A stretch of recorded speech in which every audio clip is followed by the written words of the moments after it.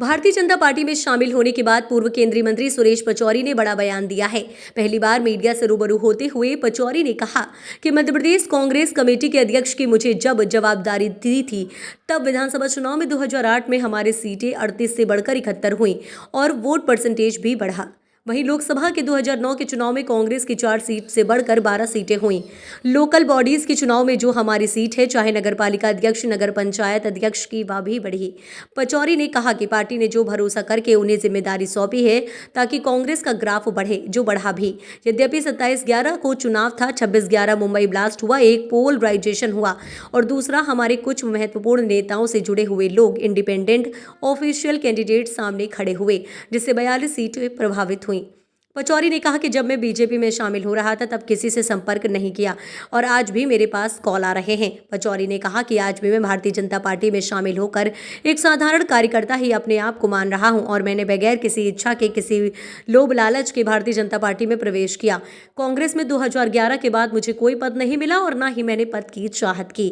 सुरेश पचौरी ने प्रधानमंत्री नरेंद्र मोदी की तारीफ करते हुए कहा कि निश्चित रूप से नरेंद्र मोदी जी के रूप में इस देश को एक ऐसा ओजस्वी, यशस्वी और तपस्वी प्रधानमंत्री मिला है जो हमेशा देश में निर्णय लेता है और केवल निर्णय नहीं लेता और निर्णय पर व पॉलिसी पर अमल हो, ये सुनिश्चित करता है। उनके नेतृत्व में, उनकी गारंटी में देश भी सुरक्षित है, गरीबों का विकास भी सुरक्षित है, महिलाओं की सुरक्षा भी सुरक्षित है, नौजवानों का कल्याण भी सुरक्षित है। देखिए, मध्य प्रदेश कांग्रेस कमेटी के अध्यक्ष की मुझे जवाबदारी जब सौंपी गई तो विधानसभा चुनाव में 2008 में हमारी जो सीटें हैं 38 से 71 हुई, वोट परसेंटेज भी बढ़ा। लोकसभा में 2009 के चुनाव में हमारी जो कांग्रेस की सीटें हैं 4 से 12 हुई। लोकल बॉडीज़ की चुनाव में जो हमारी सीटें हैं, चाहे नगर पालिका अध्यक्ष, चाहे नगर पंचायत अध्यक्ष और मेयर में हमारी बढ़ी।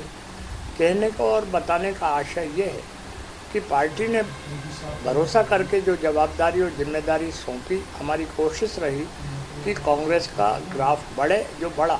यद्यपि